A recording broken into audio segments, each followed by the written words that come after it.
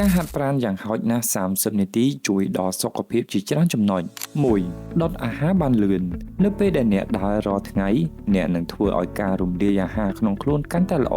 ដែលមានន័យថាជាតិខ្លាញ់ក្នុងខ្លួនកាន់តែច្រើនត្រូវបានរំលាយចេញការដើរញាប់អាចជួយឲ្យចង្វាក់បេះដូងកើនឡើងដូច្នោះវានឹងធ្វើឲ្យខ្លាញ់កាន់តែច្រើនរំលាយដើម្បីបង្កើនជាថាមពលសម្រាប់អ្នកដែលចំណាយពេល30នាទីលើការដើរពិតជាមានប្រយោជន៍ចំពោះការថែរក្សាទម្ងន់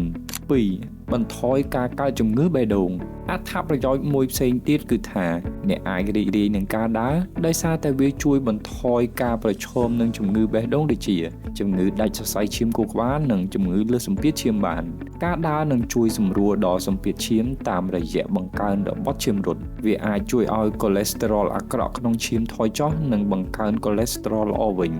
3បង្ការជំងឺពុកឆ្អឹងអត្ថប្រយោជន៍មួយទៀតនៃការដើរ30នាទីក្នុងមួយថ្ងៃគឺអាចជួយបង្ការជំងឺពុកឆ្អឹងនៅពេលដែលអ្នកដើរអ្នកនឹងភ្ញួចនិងពង្រឹងដល់ឆ្អឹងដើម្បីជួយបង្កើនកំហាប់របស់ឆ្អឹងការដើរគឺជារឿងដ៏ល្អសម្រាប់ស្ត្រីដែលមានបញ្ហាពុកឆ្អឹងនៅពេលរាំងរដូវហើយវាក៏ជាការប្រឈមនឹងជំងឺពុកឆ្អឹងផងដែរ